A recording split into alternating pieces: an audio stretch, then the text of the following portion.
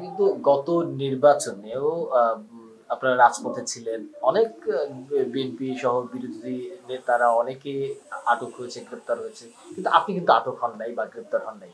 কিন্তু এবারের আন্দোলনটা ছিল একটা কোটা আন্দোলন। এখানে আপনাকে গ্রেপ্তার করার বিষয়টা, তার মানে কি পুরো আন্দোলনটার সাথে কি আপনার সংশ্লিষ্টতা ছিল? এবং প্রধানমন্ত্রী আসলে সাবেক প্রধানমন্ত্রী ভারতে বসেও কিন্তু বলছিলেন যে এই ক্ষমতাচ্যুত করার পিছনে আমেরিকার সম্পূর্ণ হাত আছে, এবং আপনাকে বলা হয় যে আমেরিকার আপনি একজন হয়তোবা প্রতিনিধি, এরকম আর কি।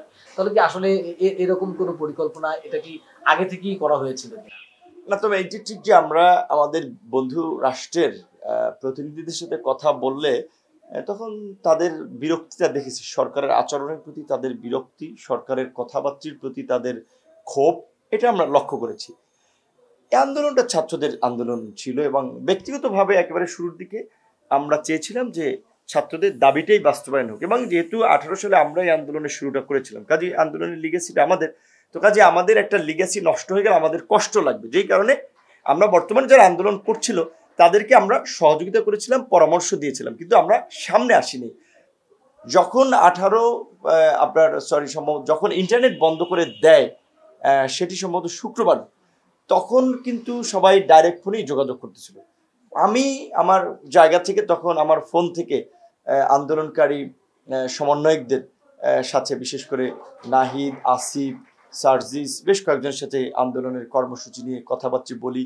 ইভেন এই আন্দোলনে যেন সমস্ত রাজনৈতিক দলগুলো সমর্থন দেয়, তারা যেন রাস্তায় নামে, সেজন্য বিএনপি, জামাত, হেফাজত সহ গণতন্ত্র মঞ্চ, এবি পার্টি, বিভিন্ন রাজনৈতিক দলের সাথেও আমি কথা বলি। তো এটা ডাইরেক্ট ফোনে ছিল, কাজে এটা যারা ফোন ইন্টারসেপ্ট করে রাষ্ট্রীয় এজেন্সি, তারা তো দেখেছে তাহলে আমি এই কাজটা করতেছি, সেই কারণেই তারা ওই দিন রাতেই আমাকে গ্রেপ্তার করে। তো গ্রেপ্তার তো না, আমাকে তুলে নিয়ে যায়। 100% কপার কন্ডেন্সারে তৈরি ভিশন ফ্রিজ, তাই গুণে মানে অটুট থাকে বছরের পর বছর। প্রথমে আমাকে 2 দিন গ্রেপ্তার দেখায়নি, যদিও আপনার নিয়ম আছে যে পুলিশকে আটক করলে 24 ঘন্টার মধ্যে কোর্টে তুলতে হবে, আমাকে কিন্তু 40 ঘন্টার পর্যন্ত কোর্টে তুলে নেয়। আমাকে প্রথমে র্যাব এবং ডিজিএফআই নিয়ে গিয়েছিল, তাদের যৌথ ইন্টারোগেশন সেলে টর্চার করেছে, তারপরে জিজ্ঞাসাবাদ করেছে এবং টর্চার করেছে। আমি অজ্ঞান হয়ে গিয়েছিলাম, সেন্সলেস হয়ে গিয়েছিলাম।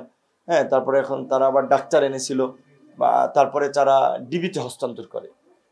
পরে ডিবিতে যে 2 দফায় 10 দিন রিমান্ডে ছিলাম, ডিবিতেও ব্যাপক অমানবিক নির্যাতন করেছে, এবং সেটা আমার সাথে না, শুধু সমস্ত রাজনৈতিক দলের নেতাকর্মী যারা আপনার এই ডিবি কার্যালয়ে রিমান্ডে ছিলেন, তাদের উপরে কিন্তু একটা অমানবিক নির্যাতন, নিপীড়ন হয়েছে। আমি কিন্তু বলেছিলাম যে এখানে সাবেক এমপি, মন্ত্রী, জাতীয় দলের ফুটবলার, সিনিয়র নেতা, তাদেরকে ঝুলিয়ে পিটিয়েছে, দফায় দফায় পিটিয়েছে, এটা কিন্তু আমি বলেছিলাম। এবং এই ভিডিও নাকি প্রধানমন্ত্রীর কাছে পাঠাতে হতো, যে বিরোধী দলের নেতাদের সাইজ করতেছে। এরকম একটা পৈশাচিক পরিস্থিতি, একটা অবর্ণনীয় দুঃখ, কষ্ট আমরা ফেস করেছি। তারপরেও আমরা এটাকে সন্তুষ্ট যে এই ফাঁসির শক্তির পতন হয়েছে, আল্লাহ আমাদেরকে মুক্ত করেছে, এটাই আমাদের বোধহয় বড় পাওয়া।